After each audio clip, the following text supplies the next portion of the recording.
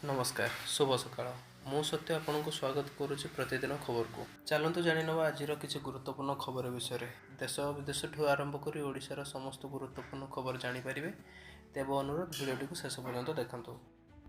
आज प्रथम खबर ग्रुप ए रु नहीं ग्रुप डी जाए सब श्रेणी कर्मचारी आसंता जनवरी 31 तारिख सुधा निजर संपत्ति तालिका दिंतु। जनवरी 1 सुधा निजर स्थावर और अस्थावर संपत्ति विवरणी HIMS पोर्टाल दाखल करंतु। सबु सरकारी कर्मचारी एभली निर्देश जारी कराई। संपत्ति तालिका दाखल न कले पदोन्नति मिलबनी बोली सफा सफा शुणाई देइछन्ति साधारण प्रशासन विभाग। ए संपर्कित निर्देशनामा को सब विभाग विभागीय मुख्य समस्त RDC और जिलापाल पाखक पठाई। संपत्ति तालिका केवल HIMS पोर्टाल दाखल हेबो। एहार हार्ड कॉपी ऑफिस रे ग्रहण करा जीवनी बोली सरकार स्पष्ट करिसेंति। परवर्ती खबर जनवरी रु मिलिबनी BDS गहम मागणा राशन पाउथिबा हिताधिकारी को लागिला झटका। चावल सह मिलिब नाही गहम उपभोक्ता को मिलिबनी PDS गहम। राज्य सरकार खाद्य सुरक्षा योजना हिताधिकारी को जनवरी मासरु गहम देबे बोली कहिथिले। हिताधिकारी को 4 किलो चावल सह किले गहम देबाको व्यवस्था होइथिला। केंद्र सरकार किसी परिमाणर गहम मंजूर करथिले भी परिवहन एवं गोदाम प्रस्तुति करने को समय लगुच तेणुक यह योजना कार्यकारी हेबार विलंब देखा जाउछि।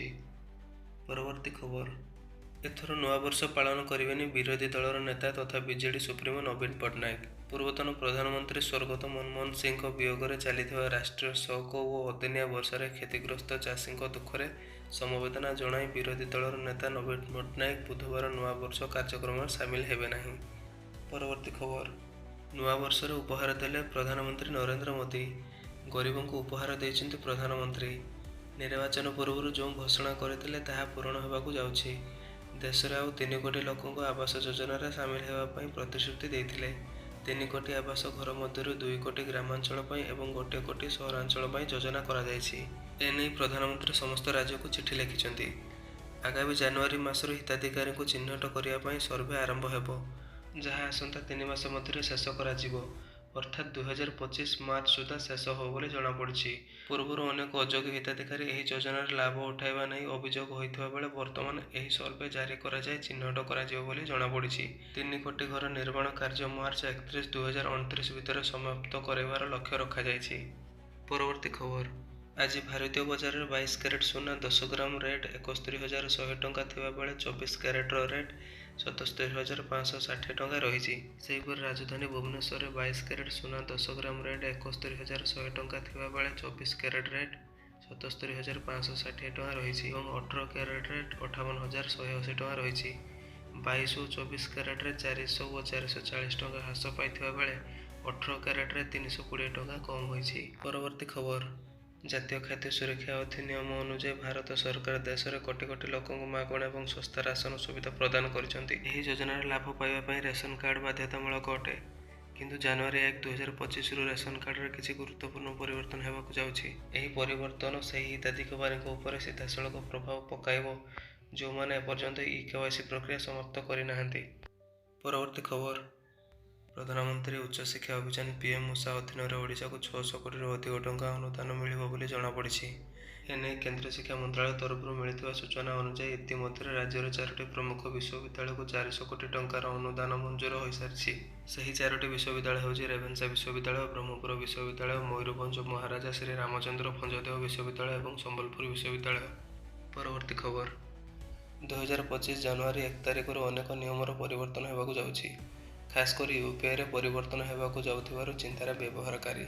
रिजर्व बैंक पक्षर मिलता सूचना अनुसार UPI रे 123 पे ट्रांजैक्शन लिमिट रो परिवर्तन करा जिवो जेउथरे लोकमाननको UPI रे 123 पे को व्यवहार करी 5,000 जगह 10,000 टंका कारोबार अति सहजरे आपणई पारिबे। सबुठु गुरुत्वपूर्ण कथा है UPI 123 पे रे आपण माने बिना इंटरनेट रे भी लेनदेन करि पारिबे। तेबे एही नुआ नियम जनवरी 1 तारिख रु लागू हेबो। UPI जरिया पेमेंट करने को जाउथिले OTP मध्य मागियो बोली कहा जाउछि। परवर्ती खबर शिल्प होगा अन्य कारण वायुमंडल धीरे धीरे खराब होबार लागिछि। एथिरु बाद पड़ी नाही ओडिशा। देशर 12टी सहर वायु खराब स्तर में पहुंची बेले से ओडिशार 5टी सहर रही। व्यतीत 4टी सहर वायु मध्यम धरण प्रदूषित होइछि एवं धीरे धीरे खराब स्तर को गति करुछि। ସହରବାସୀ ଯେତିକି ଅମ୍ଳଜାନ ନେଉନାହାନ୍ତି ତାଠାରୁ ଅଧିକ sulphur dioxide, nitrogen dioxide, carbon monoxide, carbon dioxide ଓ ବିଷାକ୍ତ ଧୂଳିକଣାରେ ଶରୀର ଭିତରକୁ ନେଉଛନ୍ତି, ଯାହାଦ୍ୱାରା ହୃଦ୍ଘାତ, ଶ୍ୱାସଜନିତ ରୋଗ ଓ ଫୁସଫୁସ୍ କର୍କଟ, ଯକ୍ଷ୍ମା, ଆଜ୍ମା ପରି ରୋଗ ବ୍ୟାପିବାର ଆଶଙ୍କା ପ୍ରକାଶ ପାଇଛି। ଗତ 24 ଘଣ୍ଟା ମଧ୍ୟରେ ଦିଲ୍ଲୀର ବାୟୁମାନ ସୂଚକ AQI ଯେତିକି ଥିଲା, ତାଠାରୁ ଢେର ଅଧିକ ଓଡ଼ିଶାରେ 7ଟି ସହର ରହିଥିଲା। ଓଡ଼ିଶାର ବ୍ୟାସନଗର AQI 262, ଭୁବନେଶ୍ୱରରେ 228, କଟକରେ 217, ତାଳଚେରରେ 216 ଓ ବାଲେଶ୍ୱରରେ 214 ରହିଥିବା ବେଳେ ଅନୁଗୁଳ ଓ ବାରିପଦା ସହରର ବାୟୁ ମଧ୍ୟମ ଧରଣର ପ୍ରଦୂଷିତ ହେବା ସହ AQI ମାତ୍ରା ଯଥାକ୍ରମେ 193 ଓ 185 ରହିଥିଲା। ପରବର୍ତ୍ତୀ ଖବର। ନୂଆବର୍ଷରେ ଖସିବ ପାରଦ, ଆସିବ ଜାଡ଼। ପାଣିପାଗ ବିଭାଗ ପୂର୍ବ ଅନୁମାନ କରିଛି ଆସନ୍ତା 4 ତାରିଖ ଯାଏଁ ରାଜ୍ୟରେ ଥଣ୍ଡା ବଢ଼ିବ। ପାଖାପାଖି 3 ଡିଗ୍ରୀରୁ 5 ଡିଗ୍ରୀ ଯାଏଁ ଖସିବ ରାତିର ତାପମାତ୍ରା, ଯାହାଫଳରେ ଅଧିକରୁ ଅଧିକ ଶୀତ ଅନୁଭୂତ ହେବ ବୋଲି ଅନୁସନ୍ଧାନ କରାଯାଇଛି। ଏଥିପାଇଁ 6ଟି ଜିଲ୍ଲାକୁ ପ୍ରବଳ କୁହୁଡ଼ି ୱାର୍ଣ୍ଣିଂ ଜାରି କରିଛି ପାଣିପାଗ ବିଭାଗ। ବରଗଡ଼, ବଲାଙ୍ଗୀର, ନୂଆପଡ଼ା, କେନ୍ଦୁଝର, ମୟୂରଭଞ୍ଜ ଓ ସମ୍ବଲପୁରକୁ କୁହୁଡ଼ି ସମ୍ଭାବନା ରହିଛି। ତେଣୁ ଯାତାୟାତ ବେଳେ ସତର୍କ ରହିବାକୁ ପରାମର୍ଶ ଦିଆଯାଇଛି। ପରବର୍ତ୍ତୀ ଖବର। ପୁରୀ ଜିଲ୍ଲା ମୁଖ୍ୟ ଚିକିତ୍ସାଳୟରୁ ନକଲି ଡାକ୍ତରଙ୍କୁ ଗିରଫ କରାଯାଇଛି। 7 ଦିନ ହେଲାଣି ଜଣେ ଡାକ୍ତର ବେଶରେ ଆସି ଆପ୍ରନ୍ ପିନ୍ଧି ଷ୍ଟେଥୋସ୍କୋପ୍ ପକାଇ ୱାର୍ଡରେ ବୁଲୁଥିଲେ। ୱାର୍ଡରେ ରୋଗୀଙ୍କୁ ଦେଖୁଥିଲେ, ହେଲେ ଔଷଧ ଲେଖୁନଥିଲେ। କମ୍ ବୟସ ହୋଇଥିବାରୁ ନର୍ସିଂ ଷ୍ଟାଫ୍ ସନ୍ଦେହ କରିଥିଲେ। ଷ୍ଟାଫ୍ଙ୍କ ଅଭିଯୋଗ ପରେ ଗିରଫ କଲା ମେଡିକାଲ ଫାଣ୍ଡି। ଗିରଫ ଜଣକ ପୁରୀ ACS କଲେଜର ଯୁକ୍ତ 2 ବିଜ୍ଞାନ ଛାତ୍ର ବୋଲି ସୂଚନା ମିଳିଛି। ପରବର୍ତ୍ତୀ ଖବର। ଜନଜାତି ଛାତ୍ରଛାତ୍ରୀଙ୍କୁ ମିଳିବ 5,000 ଟଙ୍କା। ଜାନୁଆରୀ 5 ତାରିଖରେ ମୁଖ୍ୟମନ୍ତ୍ରୀ ଏହି ଯୋଜନା ଶୁଭାରମ୍ଭ କରିବେ। ନୂଆବର୍ଷରେ ଛାତ୍ରଛାତ୍ରୀଙ୍କୁ ମୁଖ୍ୟମନ୍ତ୍ରୀଙ୍କ ବଡ଼ ଭେଟି। ମାଧ ସିଂ ହାତ ଖର୍ଚ୍ଚ ଯୋଜନା ଶୁଭାରମ୍ଭ ହେବ।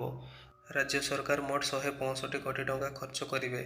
ଆଦିବାସୀ ପିଲାଙ୍କ ଡ୍ରପ୍ଆଉଟ୍କୁ ନେଇ ଚିନ୍ତିତ ମୋହନ ସରକାର ଏ ଯୋଜନା ଆଣିଛନ୍ତି। ମାଧ ସିଂ ହାତ ଖର୍ଚ୍ଚ ଯୋଜନାରେ ଆଦିବାସୀ ପିଲାଙ୍କୁ ପ୍ରୋତ୍ସାହନ ରାଶି ମିଳିବ। ଚଳିତ ବର୍ଷ ବଜେଟରେ ମୁଖ୍ୟମନ୍ତ୍ରୀ ଏହାକୁ ନେଇ ଘୋଷଣା କରିଥିଲେ।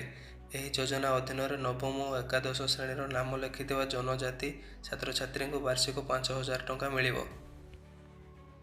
ଭିଡ଼ିଓଟିକୁ ଶେଷ ପର୍ଯ୍ୟନ୍ତ ଦେଖିଥିବାରୁ ଧନ୍ୟବାଦ।